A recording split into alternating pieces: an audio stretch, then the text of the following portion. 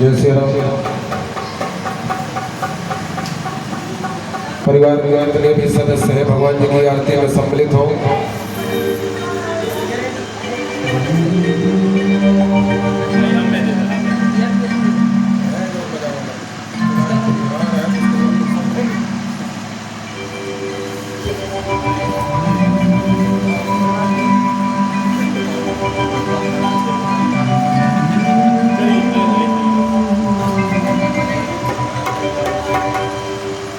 वृंदावन बिहारी लाल की जय।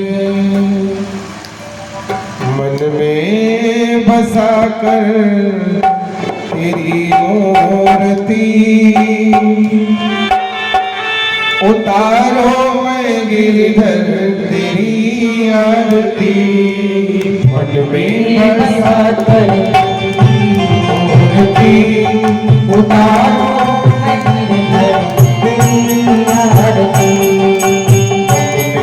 बसा कर तेरी मूर्ति उतारो गिरधर तेरी आरती बसा कर तेरी मूर्ति उतारो गिरधर तेरी आरती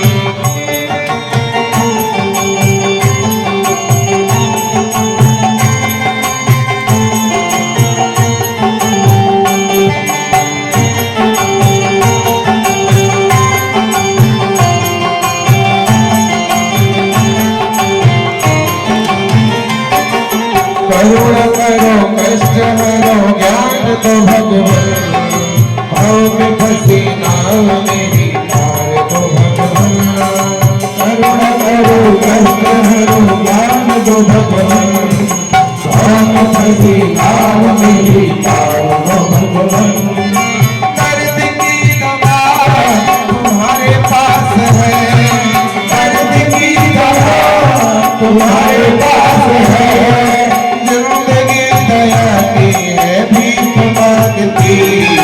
मन में बसा कर तेरी मूर्ति उतारो गिरधर तेरी आरती उतारो गिरधर तेरी आरती नाम तुझसे क्या मैं यही सोच भगवान जिंदगी जब तेरे नाम कर दी है अर्पण नाम तुझसे क्या मैं यही सोच भगवान जिंदगी जब तेरे नाम कर दी है अर्पण सब कुछ तेरा कुछ नहीं मेरा सब कुछ तेरा कुछ नहीं मेरा चिंता है तुझको प्रभु संसार की मन में बसा कर तेरी मूर्ति उतारो मैं प्रभु जी तेरी आरती उतारो मैं प्रभु जी तेरी आरती वेद तेरी महिमा गाए संत करे नारद गुणगान करे भी आता वेद तेरी महिमा गाए संत करे नारद गुणगान करे भी आता भक्त तेरा करते गए पुकार भक्त तेरा करते गए पुकार दास व्यास गाए तेरी आरती मन में बसा कर तेरी मूर्ति उतारो गिरधर तेरी आरती उतारो गिरधर तेरी आरती उतारो रघुवर तेरी आरती उतारो रघुवर तेरी आरती उतारो कन्हैया तेरी आरती उतारो कन्हैया तेरी आरती बोल वृंदावन बिहारी लाल की आप सभी लोग बैठ जाए श्री राधे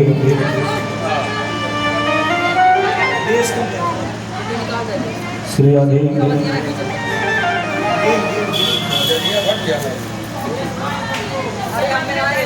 श्री राधे श्री राधे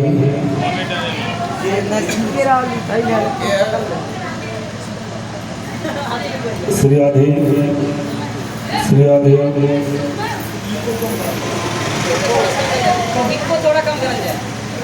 श्री राधे श्री राधे जय जय श्री राधे श्री राधे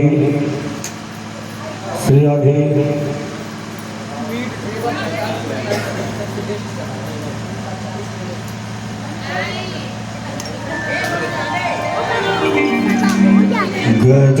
गजाननं भूतगणाधिसेवितं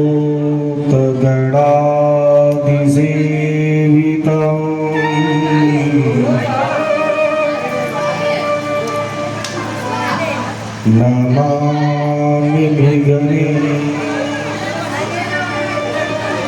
कटे श्वेतजम्बू परचारुभक्षणम्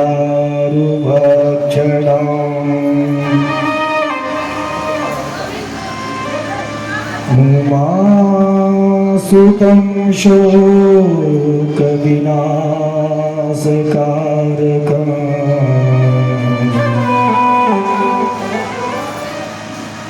नमामि विघ्नेश्वर पादपङ्कजम्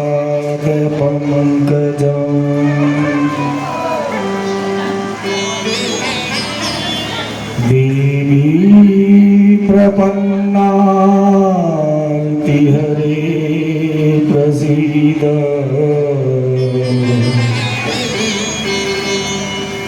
प्रसीद मातः जगतोऽखिलस्य प्रसीद विश्वेश्वरि पाहि विश्वम्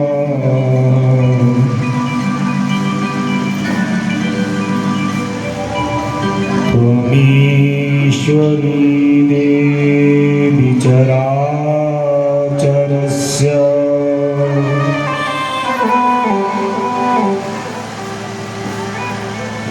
मूकं करोति वाचालम्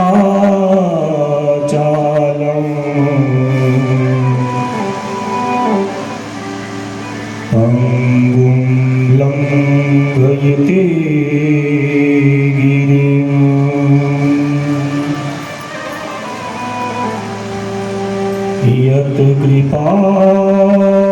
यत्कृपातमहं वन्दे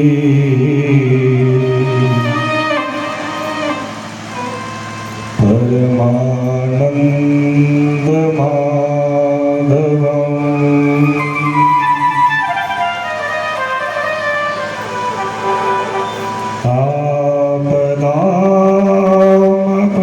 आपदामपहर्तारम्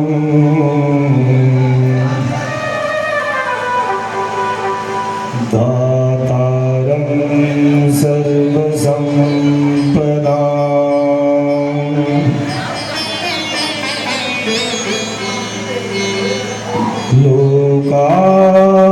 लोकाभिरामं श्रीरामम्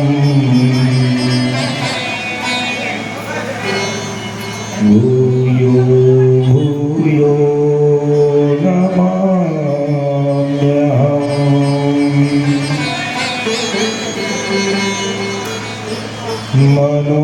मनोजवं मारुततुल्यवेगम्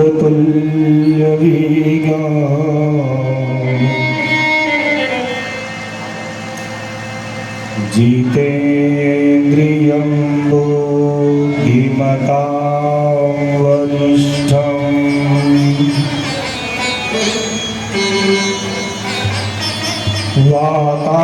वातात्मजं वानरयूथमुख्यम्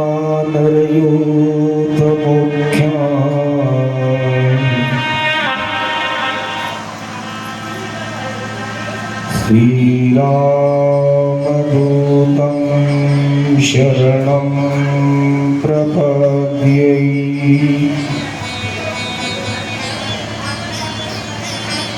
बोले वृंदावन बिहारी लाल की जय, श्री कृष्ण लाल की जय, श्री श्रीमद्भागवत महापुराण की जय। आइए प्रतिदिन की भांति हम सभी लोग प्रभु के नाम संकीर्तन से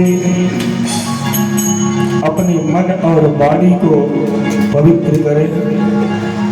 तो सर्वप्रथम प्रभु का नाम संकीर्तन।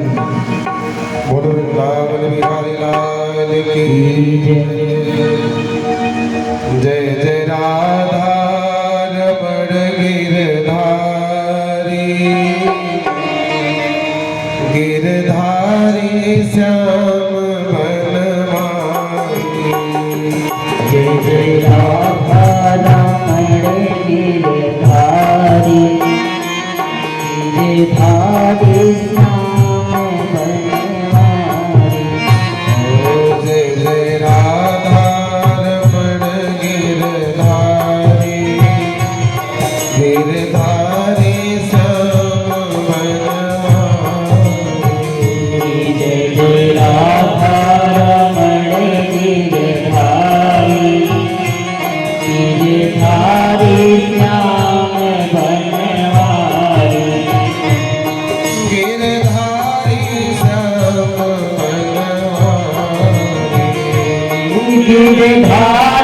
श्याम बनवारी जय राधा रमण गिरधारी गिरधारी सब बनवारी जय राधा रमण गिरधारी गिरधारी श्याम बनवारी बन बन में गाय चराए बन बन में गाय चराए सधी लोट लोट के खाए दही लोट लोट के खाए बन बन में गाय चराए सधी लोट लोट के खाए सखियन मोल सुन ले नारी सखियन मोहे सुने गारी गिरधारी श्याम बनवारी जय राधा रमण गिरधारी गिरधारी श्याम बनवारी शिव जी पर लिखता भारी शिव जी पर गिरधारी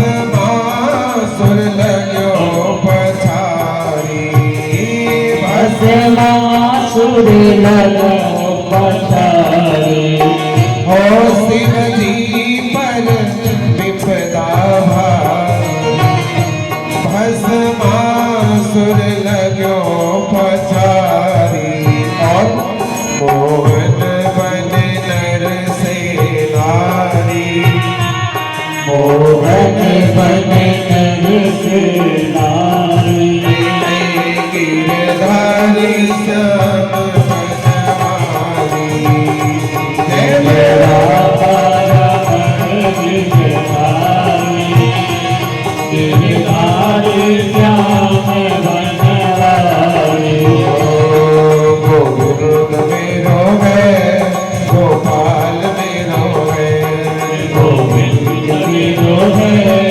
गोपाल मेरो है गोविंद मेरो है गोपाल मेरो है गोविंद मेरो है गोपाल मेरो है भाग्य बिहारी नंदलाल मेरो है तो बाके बिहारी नंदलाल मेरो है गोविंद मेरो है गोपाल मेरो है गोविंद मेरो है गोपाल मेरो है जय राधा रमण गिरधारी गिरधारी सब बनवारी जय राधा रमण गिरधारी गिरधारी श्याम बनवारी पकड़ लो हाथ गिरधारी नहीं तो डूब जाए पकड़ लो हाथ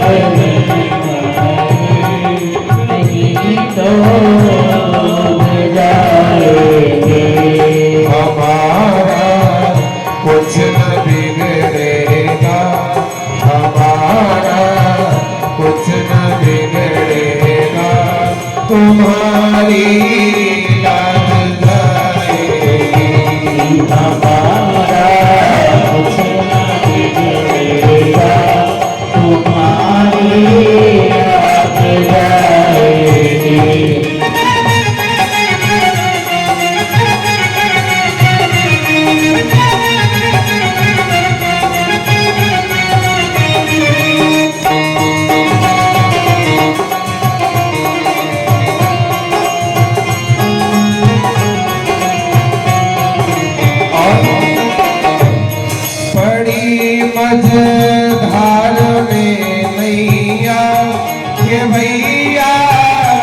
कोई नहीं मेरा। बड़ी मझधार में नैया केवैया मेरा, बड़ी मझधार में नैया केवैया कोई नहीं मेरा। केवैया आप बन जाओ, केवैया आप बन जाओ, नहीं तो डूब जाएंगे।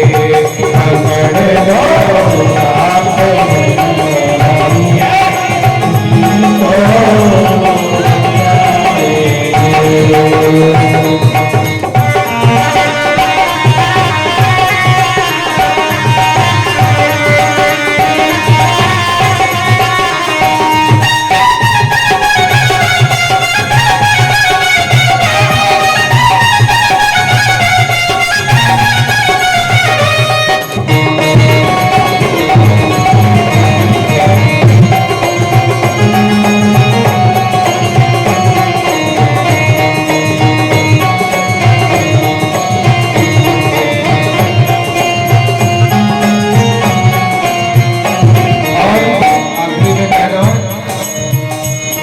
लदी है पाप की गठरी, वजन पापों का भारी है।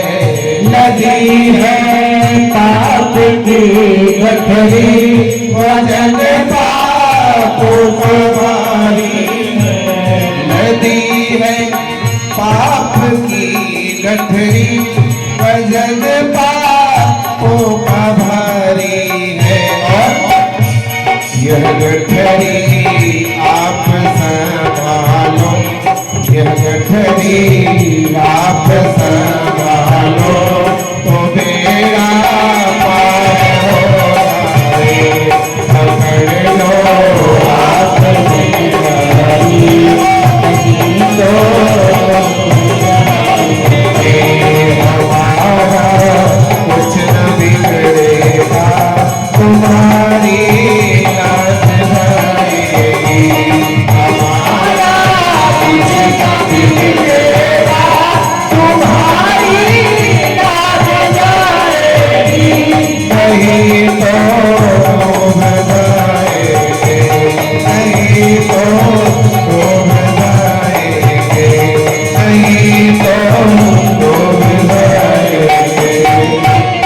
वृंदावन बिहारी लाल की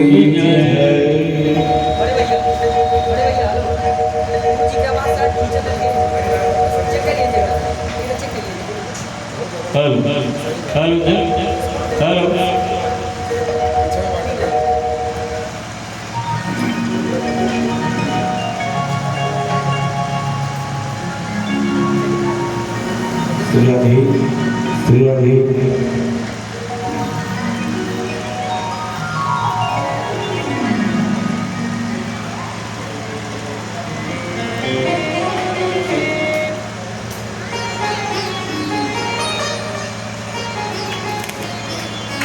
परम सौभाग्य की बात है,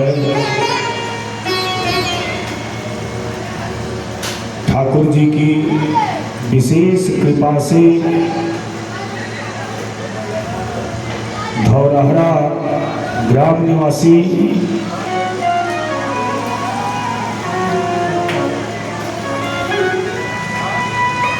श्री बाबू राजाराम मौर्य जी इस गिठनी चौराहे पर अपने पूरे कुटुंब, अपनी धर्मपत्नी श्री प्रभावती देवी, श्रीमती प्रभावती देवी, सुपुत्र बाबू रमेश चंद्र मौर्य, अवधेश चंद्र मौर्य, उनके सुपुत्र बाबू दिनेश, राकेश, अमन, अनुज, आदित्य, पुष्पा देवी, अमीषा देवी, श्रीमती देवी, खुशबू प्रीति सुमन श्रीमती लीलावती देवी आदि और भी अपने पूरे कुटुंब के साथ इस बिठनी चौराहे पर अपने पितरों को प्रसन्न करने के लिए, पितरों की विशेष कृपा प्राप्त करने के लिए श्रीमद् भागवत कथा का आयोजन करवाए हैं।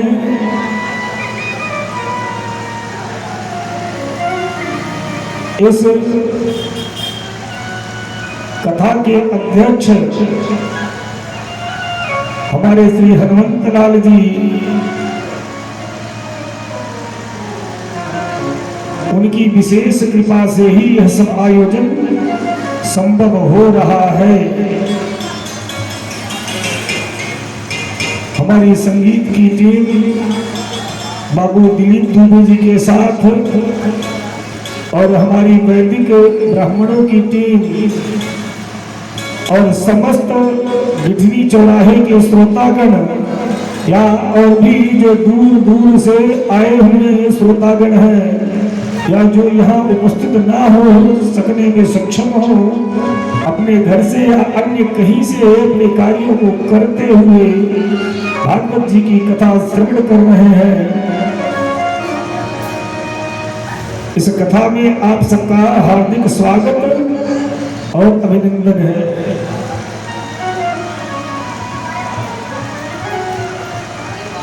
ठाकुर जी की असीम अनुकंपा से हम सब लोगों ने कल भगवान श्री कृष्णचंद्र जी के प्रकटोत्सव की कथा श्रवण की। कल नारायण पृथ्वी का भार उतारने के लिए सूरसेन मंडल के राजा महाराज सूरसेन के पुत्र श्री वसुदेव जी महाराज के अंश से माता देवकी के गर्भ से कंस के कारागार में प्रकट हुए। प्रकट होकर नारायण ने उन्हें स्मरण कराया कि हे वसुदेव जी, हे देवी देवकी, मैंने जो आपको अपना दिव्य चतुर्भुज रूप स्वरूप दिखाया है, यह इसलिए मात्र कि आप सब स्मरण करें, कि आप सबको स्मरण हो जाए कि पूर्व काल में आप दोनों कृष्णी और सुतपा नाम के गंधर्व थे, वसु थे, और उस समय आपने बहुत कठोर तपस्या मेरी की, और उस तपस्या से मैं जब प्रसन्न हुआ तो आपने वरदान में मेरे समान पुत्र मांगा। तो हे देवी देवकी, इस ब्रह्मांड में मेरे समान और दूसरा कोई नहीं है। आपने मुझे अपने पुत्र के रूप में नहीं मांगा, आपने मेरे समान पुत्र की याचना की, मेरे समान पुत्र मांगा। अब मेरे समान इस संसार में और कोई अन्य नहीं है।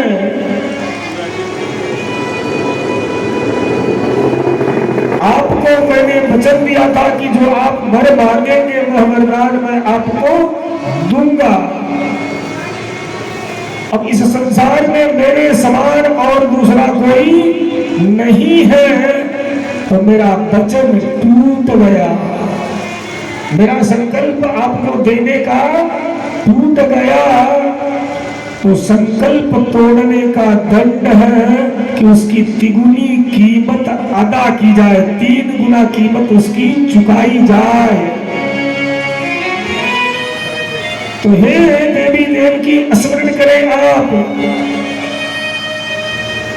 कि पूर्व काल में जब आप पृष्ठी और सुनपा थे तो उस समय मैंने आपके अंश से अवतार लिया, जन्म लिया। उस समय मेरा नाम पृष्ठी गर्भ पड़ा। दूसरे जन्म में आप दोनों महर्षि कश्यप और देवी अदिति के रूप में अवतरित हुए। तो उस समय मैं आपके घर बटुक बावन बन के अवतार मैंने लिया। और इस समय आप दोनों वसुदेव और देवकी के रूप में स्थित हैं। तो इस बार मैं कृष्ण के रूप में आपके अंश से जन्म लेने के लिए उपस्थित हूं। यह स्वरूप मैंने आपको मात्र इसलिए ही दिखाया कि आपको पूर्व के वचनों का स्मरण हो जाए कि मैंने जो आपको वचन दिया था वह मैंने पूर्ण किया, पूरा किया। गोविंद ने कहा कि मैया आप स्मरण करें कि जो मैंने कहा वह मैंने अधूरा नहीं छोड़ा। मैंने उसकी 3 गुनी कीमत इस बार चुका दी। माता देवकी अचानक से अपने होठों पे हाथ रखती है और कहती है, अरे पुत्र धीमे बोलो, अरे पुत्र धीमे बोलो, कहीं ऐसा ना हो दुष्ट कंस के सैनिक सुन ले और दुष्ट कंस को यह पता चल जाए कि तुम आ गए हो, मेरे पुत्र ने जन्म ले लिया, मेरा पुत्र आ गया। तो हे पुत्र, उस कंस ने मेरे 6 पुत्रों की हत्या कर दी है। कहीं ऐसा ना हो कि वह तुम्हारी भी हत्या कर दे, तुम्हें भी मार दे। बोलिए वृंदावन बिहारी लाल की।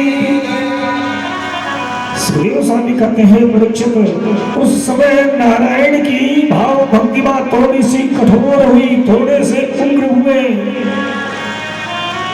और नारायण ने कहा, भैया अभी कंस को मरने में कुछ समय शेष बचा हुआ है। अभी कंस के पापों का घड़ा भरा नहीं है। लेकिन अगर आप अभी कह दे, इतना भय आपको है, आप अभी कह दे तो इसी क्षण पूरी मथुरा के साथ में कंस का विनाश कर दूं। इसी क्षण। लेकिन हे भैया अभी उसके पापों का प्रायश्चित नहीं होना, उसके पाप का घड़ा पूर्ण रूप से भरा नहीं है। आप अभी जैसे ही मैं सूक्ष्म रूप छोटा स्वरूप वो बालक का धारण करूंगा तो मुझे यहाँ से नंद बाबा के महल में लेके जाना और वहां छोड़ देना। वहां से देवी यशोदा ने एक कन्या को जन्म दिया है, उस कन्या को मेरे स्थान पे उठा के लेकर आना। बोलिए जगत जननी मैया की।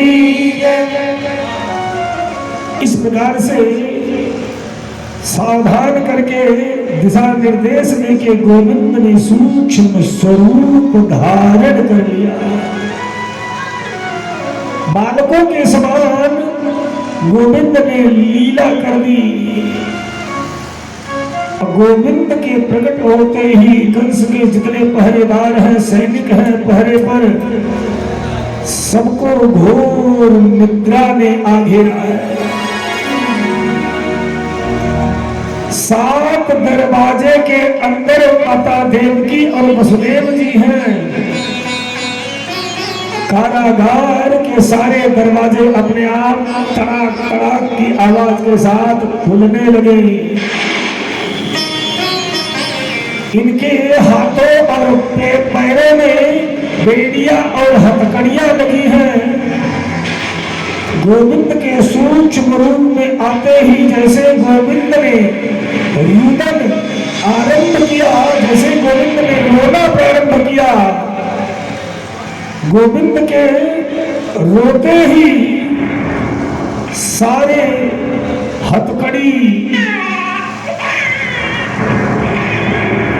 बेड़ी कारागार के ताले दरवाजे अपने आप तड़ाक तड़ाक से खुले। सर्वत्र घोर अंधकार है। उस भाद्रपद मास के कृष्ण पक्ष की अष्टमी तिथि की मध्यरात्रि में आकाश से बादल मानो दिव्य तीर्थों का जल लाके भूमि को शुद्ध कर रहे हो। मंद मंद सुगंधित वायु बह रही है जो अपने साथ में दिव्य औषधियों का, दिव्य पुष्पों के पराग को लेके बह रही है। बादल मंद मंद वर्षा बरसा रहे हैं। उस मध्यरात्रि में पृथ्वी की जितनी भी औषधियां हैं, जितने पुष्प हैं, जितने भी वृक्ष हैं, सारे पुष्प और फल से लद गए हैं।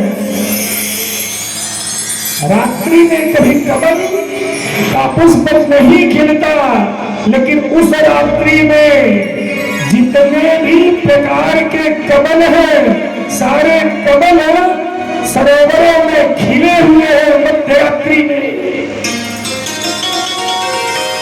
वसुदेव जी महाराज गोविंद के सूक्ष्म रूप धारण करते ही, हक्कड़ी बेड़ी खुलते ही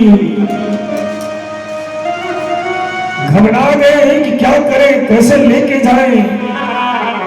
इधर उधर देखने लगे, वहीं पास में एक डलिया है, कुछ लोग कहेंगे सूपा बा,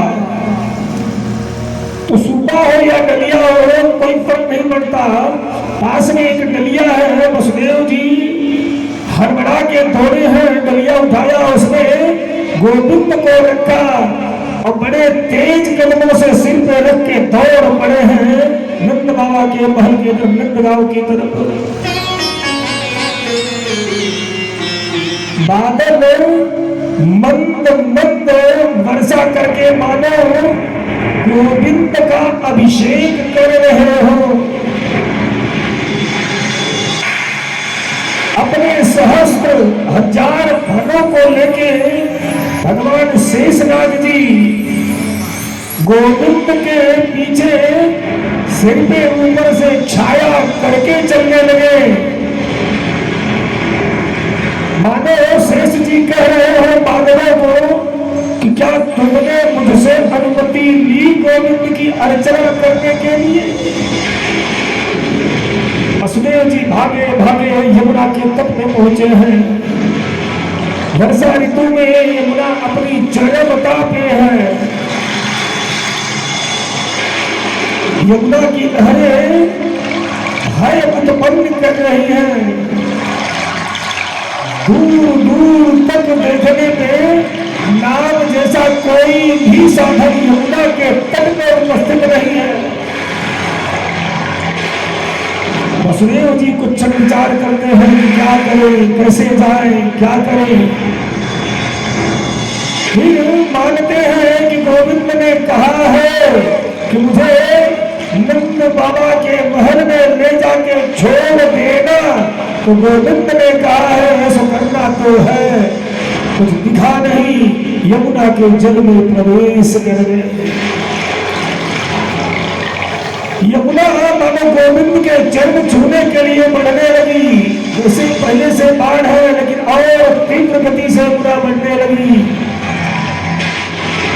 वसुदेव जी डलिया को, टोकरी को, लुल्ला को हाथ में ऊपर उठाते जाते हैं जितना उठा सकते हैं कि मेरे पुत्र को कोई दिक्कत ना हो।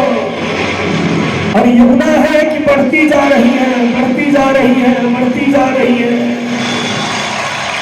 वसुदेव जी की नाक पानी में डूब गई, इन्हें घुटन होने लगी। नारायण का स्मरण किया कि हे प्रभु कुछ करिए, हे नारायण दया करिए, कुछ करिए। गोविंद ने वसुदेव जी की प्रार्थना सुन के अपने एक पैर को नीचे डलिए से झुका दिया, और जैसे ही यमुना के जल का स्पर्श नारायण के चरणों से हुआ, यमुना तुरंत दो भागों में बन गई। बोलिए यमुना मैया की।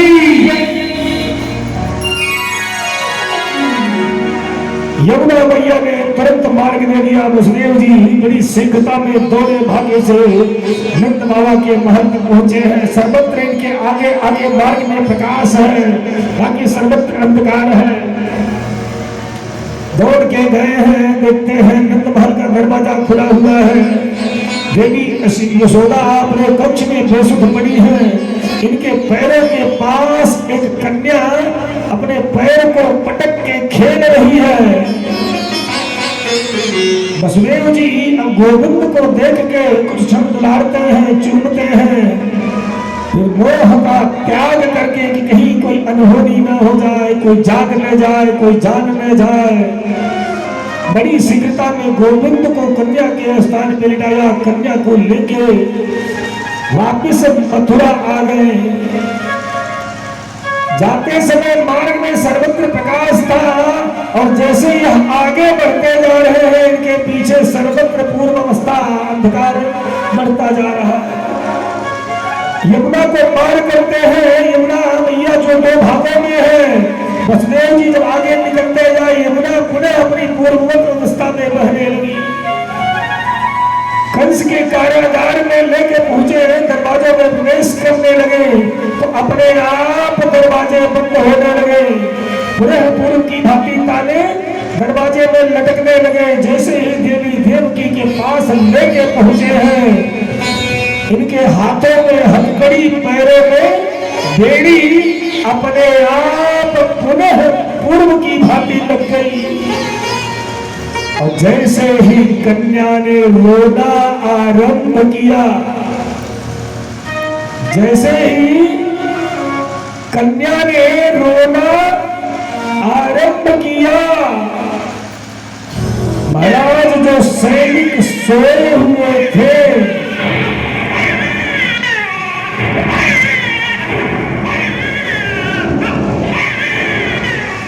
जो सैनिक सो गए थे, सब अचानक से हड़बड़ा के जाग पड़े कन्या की आवाज से। और सैनिक दौड़ा भागा, कोई दौड़ के गया है कंस के महल में और पुत्र जन्म की सूचना कंस को दी। स्वामी कहते हैं परीक्षित जब देवकी के 8वें गर्भ के जन्म की सूचना कंस ने सुनी, अचानक से वह उठा और दौड़ पड़ा। उसके ही वस्त्रों में उसके पैर उलझ के नीचे गिर पड़े, उसके मुंह से खून की धारा निकल पड़ी है। कंस के मुंह से खून की उल्टी होने लगी। किसी प्रकार से संभला है, दौड़ा भागा, कारागार में पहुंचता है। देवी देवकी के हाथ से उस कन्या को छीन लिया और उठा के देखता है तो कन्या, उठा के देखता है सुकन्या। सुखदेव स्वामी कहते हैं परीक्षित, कंस का मन पिघल गया। कंस का मन पिघल गया। उसके मन में दया का भाव प्रकट हुआ, करुणा जाग गई और कंस ने देवी देवकी से हाथ जोड़ के क्षमा मांगी कि हे बहना, मेरा अपराध क्षमा करने योग्य नहीं है, लेकिन मैं क्या करूं, आकाशवाणी ने मुझसे अपराध करवा दिया। अरे मैंने तेरे 6 पुत्रों को मार दिया, 7वां गर्भ नष्ट हो गया, 8वीं कन्या है। यह कन्या मुझे क्या मारेगी? कन्या माने स्त्री, स्त्री तो अबला है। यह अबला मुझ जैसे वीर की हत्या क्या करेगी, कैसे करेगी? हे देवकी, आकाशवाणी ने मुझसे न चाहते हुए भी अधर्म करवा दिया। मेरा अपराध क्षमा करने योग्य नहीं है, लेकिन अगर हो सके तो क्षमा करना। इस प्रकार के वचन कह के कन्या को दुलार के वसुदेव जी देवी देवकी को कन्या के साथ कारागार से मुक्त कर देता है। पूरे जगत जननी मैया की। महल में अपने दुष्ट मित्रों सेवकों के पास आया, सारी स्थिति कही। उन दुष्ट मित्रों ने समझाया कि अरे महाराज कंस, आप भूल गए समुद्र मंथन के समय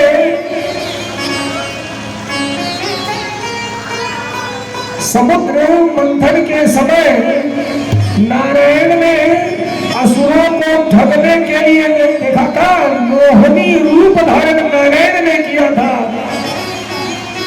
विष्णु स्त्री बने थे, भस्मासुर को ठगने के लिए, छलने के लिए श्री हरि ने स्त्री का रूप धारण किया था। आप भूल गए? अरे महाराज आप भूले हैं, विष्णु कुछ भी कर सकता है।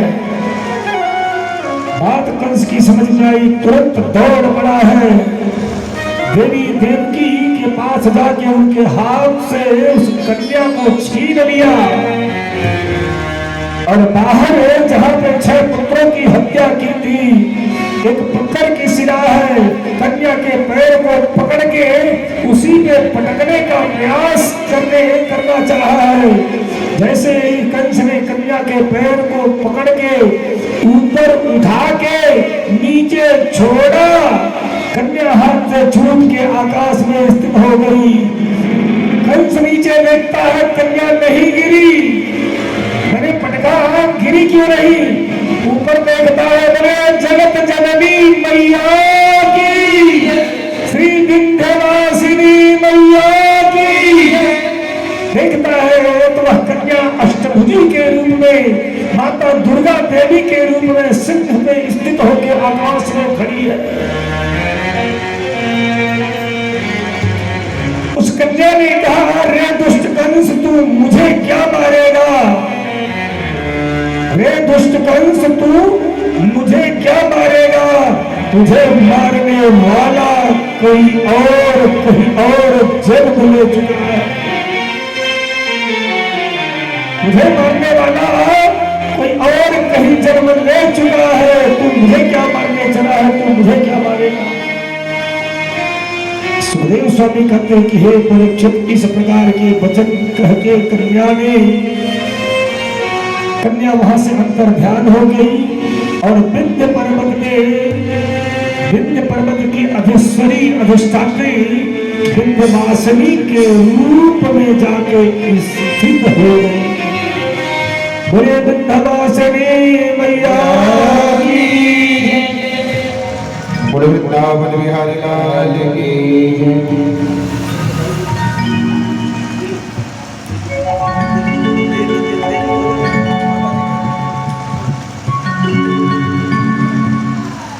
बोले साचे दरबार की जय, बोले शेरावाली मैया की जय। माता जी के चरणों में एक गीत भक्त प्रार्थना करते हैं। कैसे?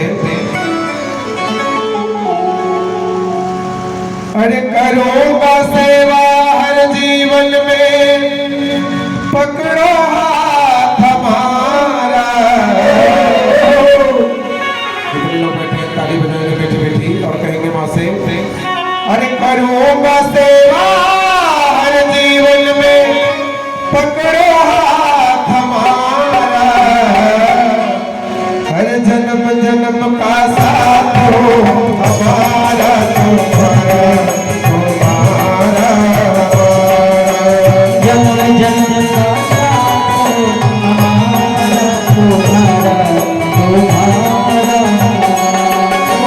करूँगा सेवा हर जीवन में, पकड़ो हाथ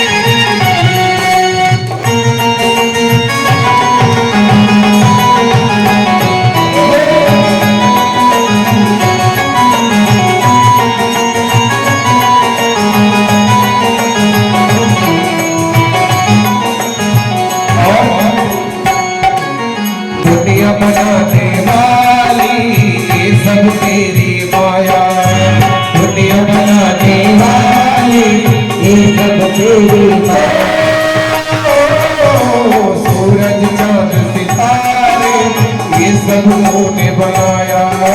सूरज चांद सितारे ये सब तूने बनाया। मेरी दुनिया बनाने वाली ये सब तेरी माया।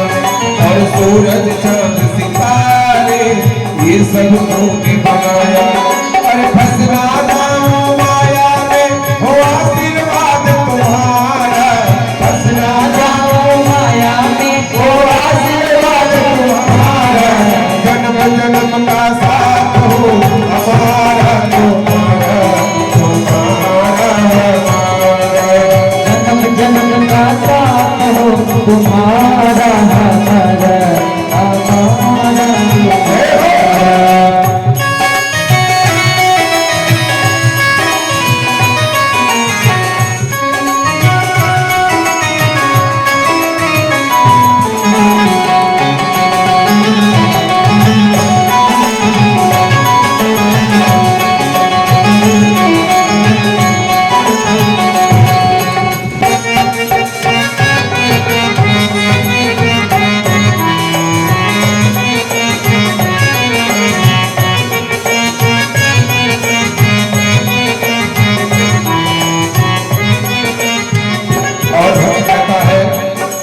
जब से होश संभाला तब से मैंने माना। जब से होश संभाला तब से मैंने माना। तेरी भक्ति ना मिले तो व्यर्थ है जीवन माना। तेरी भक्ति ना मिले तो व्यर्थ है जीवन माना। जब से होश संभाला तब से मैंने माना। तेरी भक्ति ना मिले तो व्यर्थ है जीवन माना। अरे भक्ति बिन इंसान जगत में फिरता मारा मारा। भक्ति बिन इंसान जगत में फिरता मारा मारा। जन्म जन्म का साथ हो हमारा तुम्हारा तुम्हारा हमारा। जन्म जन्म का साथ हो हमारा तुम्हारा तुम्हारा हमारा। करो सेवा हर जीवन में पकड़ो हाथ हमारा। करो सेवा हर जीवन में पकड़ो हाथ हमारा। जन्म जन्म का साथ हो हमारा तुम्हारा तुम्हारा हमारा। जन्म जन्म का साथ हो हमारा तुम्हारा तुम्हारा हमारा तुम्हारा तुम्हारा। और साचे दरबार की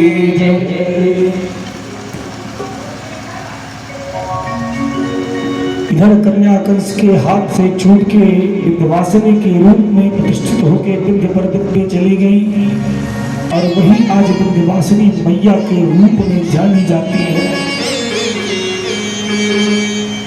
दुष्ट कंस अपने सैनिकों के पास, अपने दुष्ट मंत्रियों के पास आया। उसने अपने तमाम गणों को, सेवकों को, दुष्ट दैत्यों को, राक्षसियों को बुला के इधर 4-5 वर्ष के अंदर जितने भी बालकों ने जन्म लिया है नए, उन सबकी हत्या का आदेश दे दिया कि जाओ ब्रजमंडल में फैल जाओ। और जहाँ कहीं 5 वर्ष के अंदर में बालकों ने जन्म लिया है उन सबकी हत्या कर दो, सबको मार दो। दुष्ट कंस के दुष्ट सेवक, दुष्ट सेविकाएं हजारों हजार पूतनाएं ब्रजमंडल में फैल गई हैं सबके बालकों की हत्या करने के लिए। इधर वसुदेव जी कारागार से मुक्त होके अपने राज्य में अपने घर गए हैं। अब इधर नंद महल में नंद बाबा के वहां पहुंच के गोविंद ने जैसे ही रुदन आरंभ किया तो नंद बाबा की बहन देवी सुनंदा के कानों में सर्वप्रथम ध्वनि गई है। देवी सुनंदा दौड़ के गई है, देखती है देवी यशोदा के पैरों के पास एक सुंदर बालक खेल रहा है, रो रहा है। देवी सुनंदा दौड़ के भैया नंद के पास गई। भैया नंद के पास जाके बधाई दिया है। देवी सुनंदा ने क्या कहा कि अरे बधाई हो, अरे बधाई हो। और वृंदावन बिहारी लाल की जय। यशोदा के गोद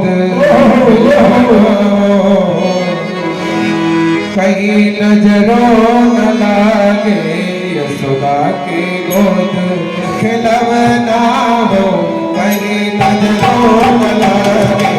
यशोदा की गोद खिलवना हो, कहीं नजरों न लागे।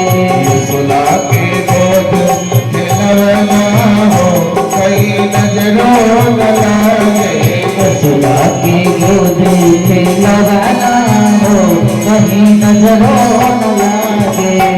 नजरों न लागे सखी, नजरों न लागे। नजरों न लागे सखी, नजरों न लागे। यशोदा के गोद खिलवना हो, कहीं नजरों न लागे। यशोदा की गोद खिलवना हो, कहीं नजरों न लागे।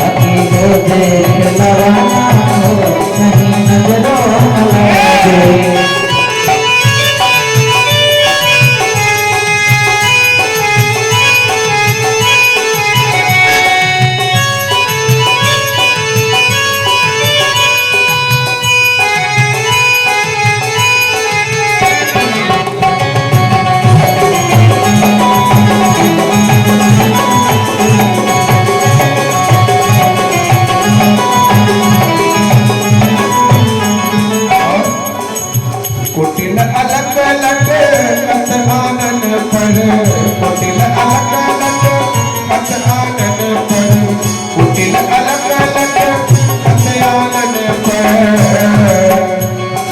मन हो न सके बिछाना हो, कहीं नजरों न लागे। यशोदा के गोद खिलवना हो, कहीं नजरों न लागे। यशोदा के गोद खिलवना हो, कहीं नजरों न लागे। की गोद खिलवना हो, कहीं नजरों न लागे। बजे बजे महाराज दुआरे आनंद भैया, बजे बजे महाराज दुआरे आनंद भैया। दुआरे आनंद भैया, आनंद भैया। दुआरे आनंद भैया, आनंद भैया। बजे बजे महाराज दुआरे आनंद भैया। बजे बजे महाराज दुआरे आनंद भैया। सगरो नगर रस चूए, नगर रस चूए। सगरो नगर रस चूए, नगर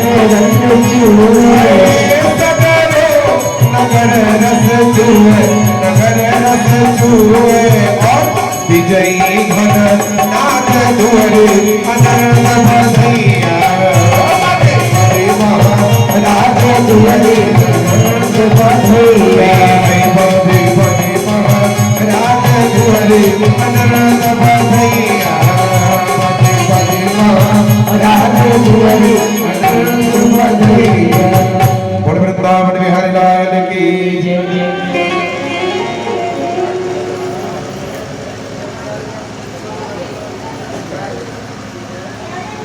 देवी सुनंदा नंद बाबा के पास दौड़ के गई हैं। श्री राधे।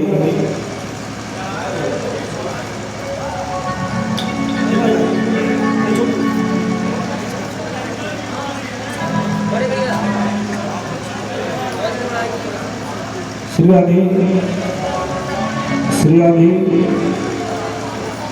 श्री राधे। देवी सुनंदा ने पुत्र जन्म की बधाई नहीं दी। देवी सुनंदा ने कहा, अरे भैया बधाई हो, आपके घर आनंद आया है। नंद बाबा के वहां पुत्र नहीं आया, नंद बाबा के घर आनंद आया है। सुखदेव स्वामी कहते हैं, परीक्षित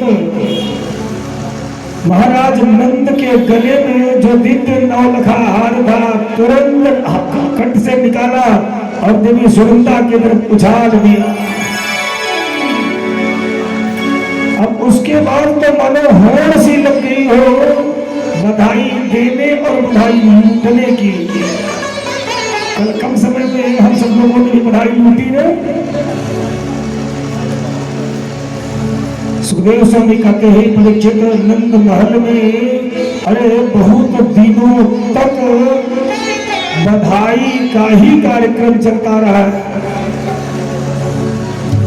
अरे महीनों तक खाली एक दूसरे को बधाई देने का ही पर्व चल रहा है। इधर महाराज नंद अपने कुछ श्रेष्ठ गोपों के साथ मथुरा गए हैं।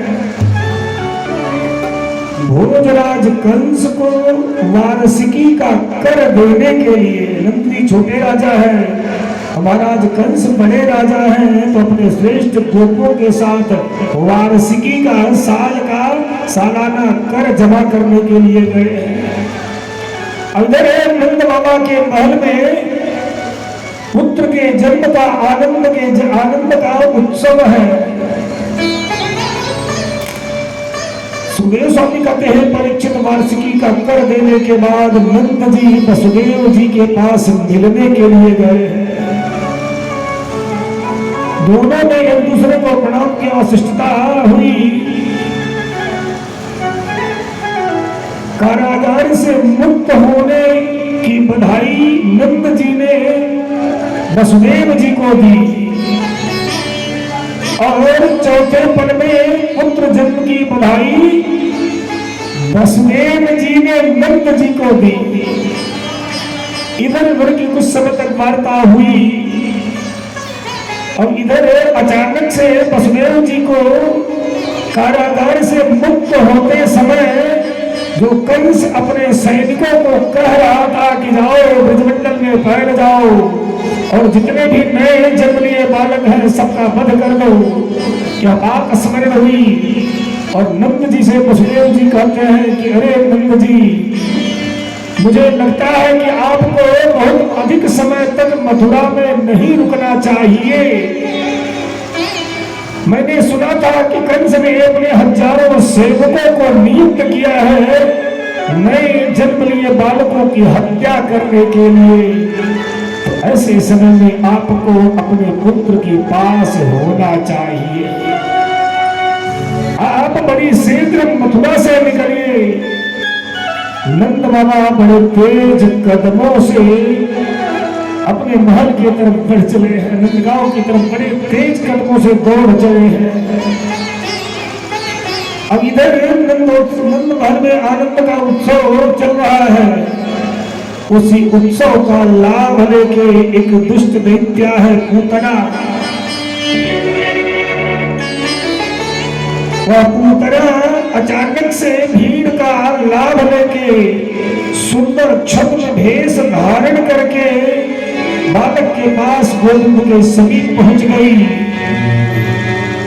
अपने स्तनों में भयानक हाला हल लेकर गई है, हाला हल लगा के गई है, भयानक निष्काल कूट। और गोविंद को धीमे से पालने से उठाया, कंधे पे रख के थपकी दी और धीमे से अपने स्तन को निकाल के गोविंद के मुख में डाल दिया। सुखदेव स्वामी कहते हैं परीक्षित, गोविंद किसी को जल्दी से पकड़ते नहीं है। आगे कृष्ण उद्धव संवाद में एकादश 11वें स्कंद में हम लोग श्रवण करेंगे।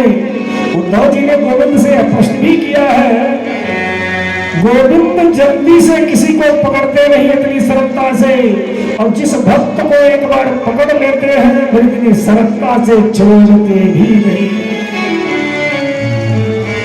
गोविंद ने पूतना को पकड़ा और पूतना ने अपना स्तन मुख में डाला तो गोविंद स्तनपान करने लगे। पूतना के पास कोई संतान है नहीं, संतान है, स्तनों में दूध है नहीं, लेकिन स्वभाव बस बाल स्वभाव के कारण गोविंद के मुख में जो आया उसे पीने लगे। सुखदेव स्वामी कहते हैं परीक्षित पीते पीते पूतना के शरीर के सारे दोषों को, सारे दुर्गुणों को गोविंद पी गए। दोषों को पीने के बाद भी जब और कुछ नहीं मिल रहा तो गोविंद पूतना के शरीर की जो प्राण वायु है उसे भी खींचने लगे। पूतना तड़प उठी, पूतना को यह लगा कि अब मेरे प्राण निश्चित ही निकल जाएंगे। पूतना अपने वास्तविक दैत्य के स्वरूप में आ गई और गोविंद को अपने छाती से खींच के छुड़ाने लगी। अरे छोड़ छोड़ हट हट की आवाज करके गोविंद को खींच के फेंकती है। गोविंद हाथ छोड़ते नहीं, गोविंद उसके प्राणों को पीने लगे हैं। पूतना अपने वास्तविक विराट स्वरूप में स्वरूप धारण किया है पूतना ने, और आकाश मार्ग से भागने लगी कि हवा के वेग से विशाल स्वरूप होने के कारण यह दुष्ट मुझे छोड़ देगा, मेरे प्राण बच जाएंगे। लेकिन गोविंद की पकड़ इतनी सरलता से छूटने वाली नहीं है। गोविंद ने पूतना के प्राणों को भी पान कर लिया, पी गए। पूतना निश्चेष्ट होकर बिना चेतना के धड़ाम से गिरी है।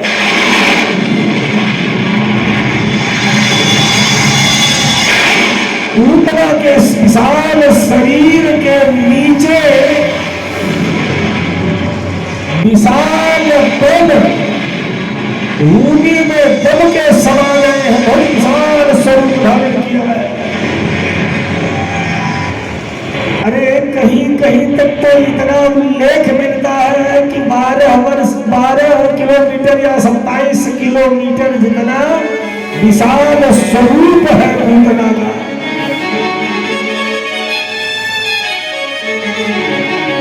पूतना जब अपने वास्तविक स्वरूप में आई है, माता यशोदा ने जब पूतना के हाथ में गोविंद को देखा है तो यशोदा मैया तुरंत मूर्छित हो गई, बेहोश हो गई। पूतना के गिरने के बाद सारे गोप दौड़ पड़े हैं पूतना की तरफ। किसी प्रकार से यशोदा मैया को होश में लाया गया। पूतना के पास पहुंच के गोपों ने देखा कि गोविंद पूतना की छाती पे लेट के हाथ पैर पटक रहे हैं।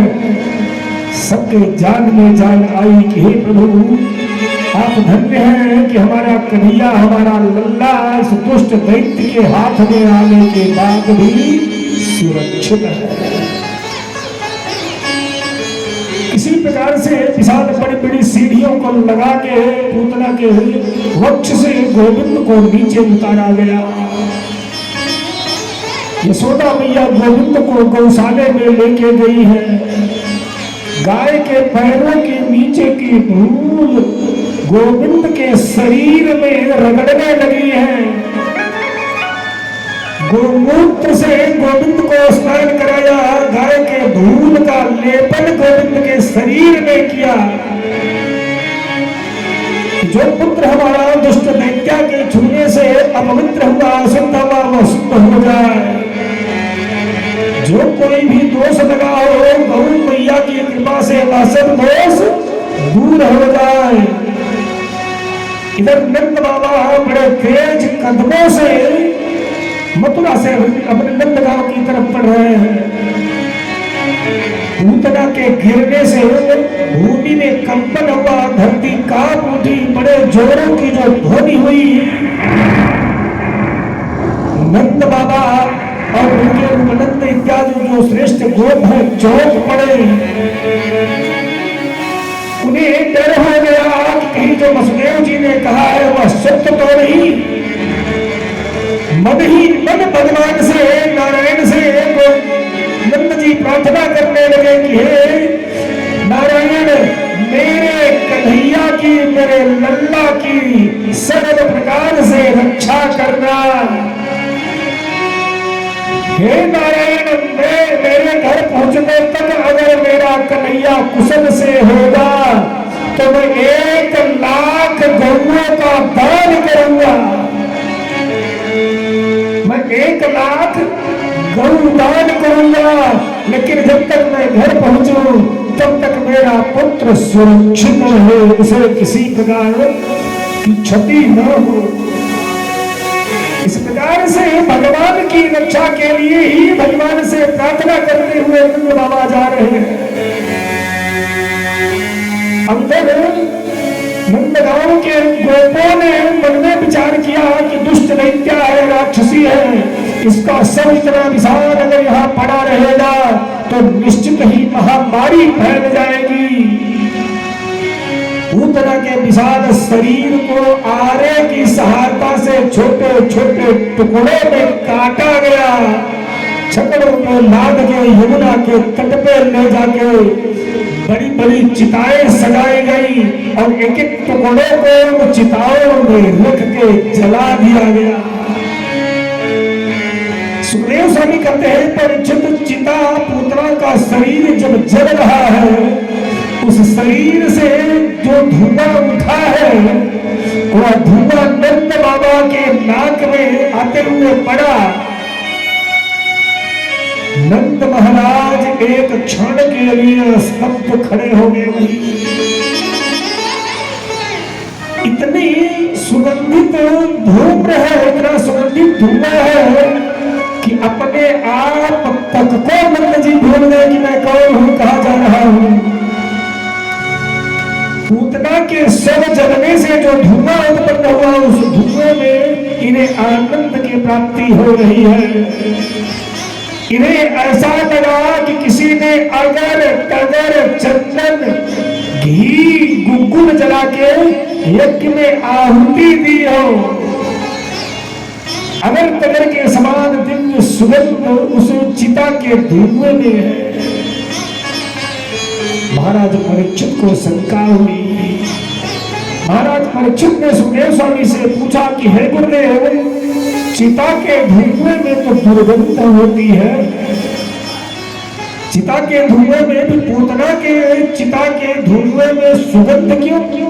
आपने ऐसा क्यों कहा कि नंद बाबा उसमें बेसुध हो गए? उस सुगंध इतनी दिव्य सुगंध है कि मुझे आप तब को भूल गए।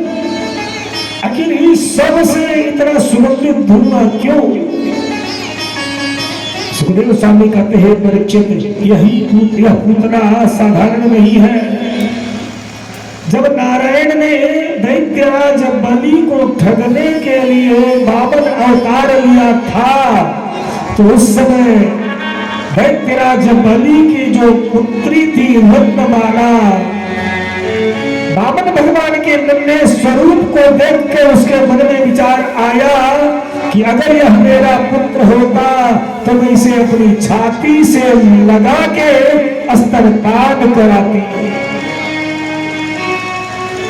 और जब वामन भगवान ने विशाल विराट स्वरूप धारण किया तो उसी रत्नमाला के मन में यह विचार जगा कि अगर यह दुष्ट मेरा पुत्र होता तो अपनी छाती में जहर लगा के इसे पिला कर मैं मार देती। सुखदेव स्वामी कहते हैं परीक्षित गोविंद ने उसी रत्नमाला के मन में जो भाव जगे थे उन भावों को पूर्ण किया। स्तनपान कराने का अधिकार माता का है। माता अपने पुत्र को अपना स्तन पिलाती है और माता की दुर्गति हो, माता दोष युक्त है। गोविंद ने जिसका स्तनपान किया है इससे गोविंद की नारायण की महत्ता घटेगी, उनकी मर्यादा घटेगी। इसलिए पूतना के शव के धुएं से दिव्य सुगंध है। परीक्षित के मन के संशय को सुखदेव स्वामी ने दूर किया। नंद बाबा बड़े तेज कदमों से नंदमहल में आए, नंदगांव आए, सारी घटना के बारे में जाना सुना, भगवान को धन्यवाद देने लगे। तुरंत मन में जो संकल्प किया था 1 लाख गौओं का दान देने का, ब्राह्मणों को बुला के 1 लाख गौओं का दान करवाया जा रहा है। विप्रदेव लोग इनके नंदमहल में बैठ के स्वस्ति वाचन मंगल गान कर रहे हैं, वेद मंत्रों का पाठ कर रहे हैं। अब इधर नंदोत्सव अभी भी चल ही रहा है, लेकिन अब गोविंद को कोई अकेला नहीं छोड़ता। विशाल नंदमहल में सर्वत हर्ष और उल्लास है, आनंद फैला हुआ है। सारे गोप सूर्योदय के समय अपने अपने छकड़ों पर गोधन, दूध, दही, घी इत्यादि छकड़ों पर लादे हुए हैं कि उन्हें नगर में ले जाके बेचा जाए। अभी तैयार हो रहे छकड़ों को तैयार किया है। नंदमहल के विशाल आंगन में धूप आई, गोविंद ने सोने का ढोल किया। यशोदा मैया ने बलराम जी के साथ, देवी रोहिणी के पुत्र के साथ गोविंद को उस छकड़े के नीचे कुछ छाया है वहां लिटा दिया। भीड़ में ही इनके पास ही है। सुखदेव स्वामी कहते हैं राजन, उसी छकड़े में महर्षि लोमस के श्राप से हिरण्याक्ष का एक पुत्र है उत्कल, जो बिना शरीर का होके उस छकड़े में छिपके बैठा है। कंस ने उसको भी गोविंद को मारने के लिए भेजा है और गोविंद ने उसे देख के खेलते खेलते अचानक से, जैसे ही यशोदा मैया लिटा के गई है, गोविंद जग गए, पैरों को पटकने लगे। पैर पटकते पटकते धीमे से छकड़े से स्पर्श कराया। छकड़ा आकाश में दूर तक ऊपर उठा और भूमि पे गिर पड़ा और उसी के साथ शकट की मृत्यु हो गई। हिरण्याक्ष के पुत्र का उद्धार हो गया। इसी प्रकार से त्रिणावर्त इत्यादि का उद्धार किया। सकट भंजन करने के बाद त्रिणावर्त भवंडर के रूप में आया है, गोविंद को लेके उड़ने चला है और गोविंद ने आकाश में उसकी भी हत्या कर दी। सकट का त्रिणावर्त का उद्धार हुआ। पुनः मंगल पाठ इत्यादि कार्य कराए जाने लगे। सुखदेव स्वामी कहते हैं परीक्षित गोविंद अब कुछ थोड़े से और बड़े हुए हैं। संयोग बस गर्ग जी महाराज का आगमन आज फिर नंदगांव में हुआ है। नंदमहल के किनारे से गर्गाचार्य जी महाराज निकल रहे हैं। गर्ग जी को देख के नंद बाबा अत्यंत हर्षित हुए, प्रसन्न हुए कि महाराज आप ही के बताने के बाद सबने एकादशी का व्रत किया और उसका पुण्य मुझे दिया और उस पुण्य के प्रभाव से मेरे घर आनंद ने जन्म लिया। तो हे गर्ग जी, आपने उपाय बताया था, आपके बताए गए उपाय से मेरे घर पुत्र आया है। अरे खाली मुझे ही पुत्र मंद की प्राप्ति नहीं हुई, वसुदेव जी की एक पत्नी देवी रोहिणी जो है उन्होंने भी एक पुत्र को जन्म दिया है। यह सब आपका प्रताप है, आपकी कृपा है, आपका आशीर्वाद है। तो हे गर्ग जी, जब आप आ ही गए हैं तो हमारे दोनों पुत्रों का नामकरण संस्कार कर दिया जाए। बोलिए वृंदावन बिहारी लाल की जय। हमारे पुत्रों का नामकरण संस्कार करवाया जाए। गर्ग जी महाराज ने तुरंत मुख में हाथ रखा कि अरे नहीं, अरे नंद बाबा, अरे नंद जी धीरे बोलो, यह बात कहते हुए भी कोई सुन न ले। आप तो जानते हैं कि मैं आपका पुरोहित नहीं हूँ, आपका गुरु नहीं हूँ, मैं वसुदेव जी के कुल का पुरोहित हूँ। अब अगर दुष्ट कंस ने यह जान लिया कि मैंने आपके पुत्रों का नामकरण संस्कार करवाया है तो निश्चित ही आपके पुत्रों पर विपत्ति आ जाएगी। हे नंद जी, इसलिए धीमे बोलो। नंद जी ने कहा, भगवान, यह शुभ अवसर मैं हाथ से खो नहीं सकता। आप आए हैं तो नामकरण अब आप ही करेंगे, किसी को काने कान भनक नहीं लगने पाएगी। जिस स्थान पे नामकरण होगा उस स्थान पे हमारे इनकी माताओं और पुत्रों के अतिरिक्त, आपके अतिरिक्त और कोई नहीं होगा। गौशाले में लेके गए हैं, गौशाला बंद कर दिया गया। गौशाले में गोविंद का नामकरण संस्कार संपादित किया जाने लगा। सुखदेव स्वामी कहते हैं कि हे परीक्षित,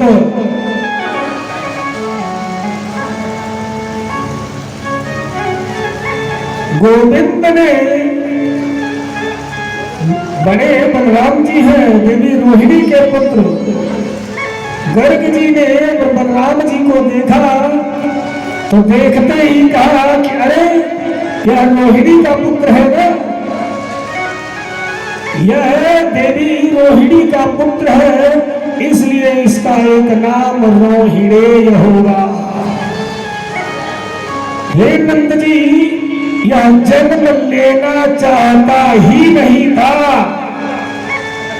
अरे वह तो भगवान की योग माया इसे जबरदस्ती खींच के लाई है और जन्म लेने के लिए विवश किया। तो आप जानते हैं, खींच के लाए जाने के कारण इसका एक नाम संकर्षण होगा।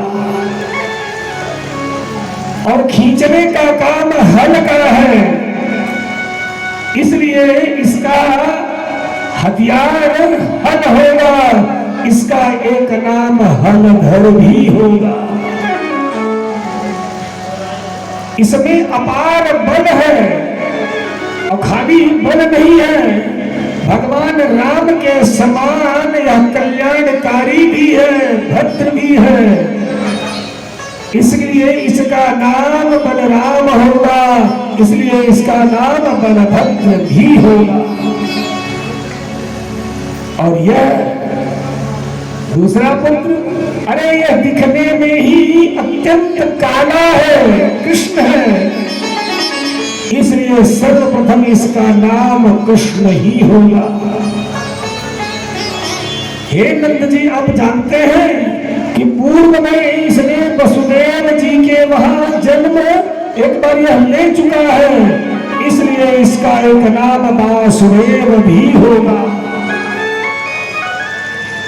इस प्रकार से 2-4-10 नाम गर्ग जी ने सुझाए हैं और गर्ग जी ने कहा कि हे नंद जी, इन दोनों पुत्रों के नाम का वर्णन मैं कर नहीं सकता, इनके तो अनंत नाम हैं। जिस कार्य से जो जो संसार में यह कार्य करेंगे इनके हर कार्य के अनुसार इनका एक अलग नाम होगा। बोले वृंदावन बिहारी लाल की जय, श्री कृष्णचंद्र जी भगवान की जय, श्री बलराम जी महाराज की जय। वृंदावन बिहारी लाल की जय। मेरे बाके बिहारी समरिया, मेरे बाके बिहारी कन्हैया, तेरा जलवा कहाँ पर नहीं है। मेरे बाके बिहारी समरिया, तेरा जलवा मेरे बाके बिहारी कन्हैया, तेरा जलवा कहाँ पर नहीं है। मेरे बाके बिहारी कन्हैया, तेरा जलवा कहाँ पर नहीं है। मेरे बाके बिहारी कन्हैया, तेरा जलवा कहाँ पर नहीं है। मेरे मोहन मुरारी समरिया, मेरे मोहन मुरारी समरिया, तेरा चर्चा हर गली है। मेरे बाके बिहारी कन्हैया, तेरा जलवा कहाँ पर नहीं है।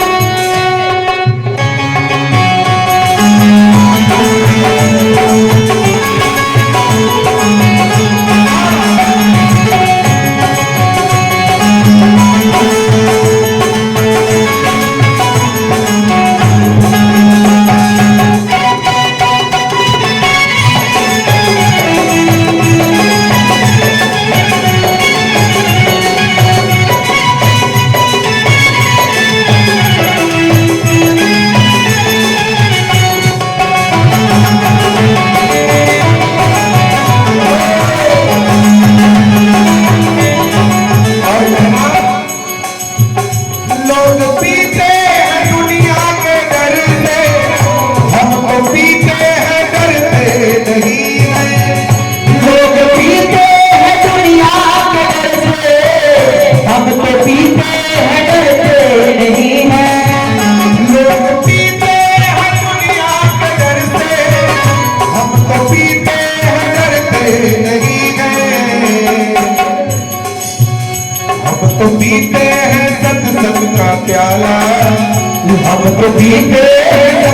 का प्याला, कोई अंगूरी मदिरा नहीं है।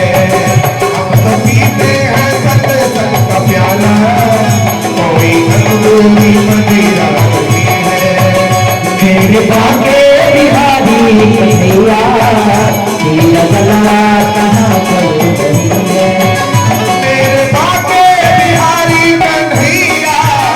तेरा जलवा कहाँ पर नहीं है। मेरे बाके बिहारी कन्हैया तेरा जलवा कहाँ पर नहीं है। तेरे मोहन मुरारी समरिया, तेरे मोहन मुरारी समरिया, तेरा करना हर मोहन मुरारी समरिया, तेरा करना है बड़ी है। तेरे बाके बिहारी कन्हैया तेरा जलवा कहाँ पर नहीं है। तेरा जलवा कहाँ पर नहीं है। तेरा जलवा कहाँ पर नहीं है। बोलो वृंदावन बिहारी लाल की जय जय जय। इस प्रकार से गोविंद का नामकरण संपन्न हुआ। सुखदेव स्वामी कहते हैं परीक्षित, राम और श्याम, कृष्ण और बलराम की हर दिन जैसे जैसे बड़े होते हैं इनकी बाल लीलाएं बढ़ती जा रही हैं। गौओं के बछड़ों को गौशाले में चले जाए, प्रातःकाल गौओं को बछड़ों को खोल दें, दूध दुहने से पहले बछड़ों को खोल देते हैं। नन्हे नन्हे और बाकी के जो इनके थोड़े से छोटे बड़े उम्र के गोप हैं उनको भोर में जाके चिमटी काट के जगाते हैं। हर दिन नई नई लीलाएं गोविंद इस प्रकार से करते हैं। गोविंद अगल बगल में गोपों के वहां घर में प्रवेश करके चोरी करने लगे, दही और मक्खन की चोरी करते हैं। और गोपियां यशोदा मैया के पास शिकायत लेके आई हैं। गोपियों ने कहा यशोदा अपने लल्ला को संभाल के रख, तेरा कन्हैया हमारे घर में घुस के हमारे दही और मक्खनों को चुराता है। यशोदा मैया ने डांटा, अरे भला हो तेरा कि तुझसे देखा नहीं जाता। हमारे इस महल में क्या दूध दही घी मक्खन की कमी है? हमारा कन्हैया अपने घर खाता नहीं, अगर तेरे वहां से चुरा के कुछ ले लिया तो तुम इतना भी देख नहीं सकती? अरे जितना चुराया है उससे 10 गुना हमसे लेके जाया करो, लेकिन फिर दोबारा कभी शिकायत लेके मत आना। गोपियों ने कहा, अरे यशोदा तू क्यों नहीं समझती? खाली चोरी करे दही और मक्खन खाने अपने तो ठीक, और अभी बालकों को बांट के खिलाते हैं। यशोदा मैया ने कहा, तू क्या बुरा करता है? तुम लोगों के बालकों को तुम लोग कुछ देती नहीं, सारा गोधन जितना भी गोरस है सब जाके बेच देती हो, तो चोरी करके तुम्हारे बच्चों को भी खिलाता है, तो क्या बुरा करता है? अरे जितना तुम लोगों के बच्चों को खिलाया वह भी मुझसे लेके जाया करो।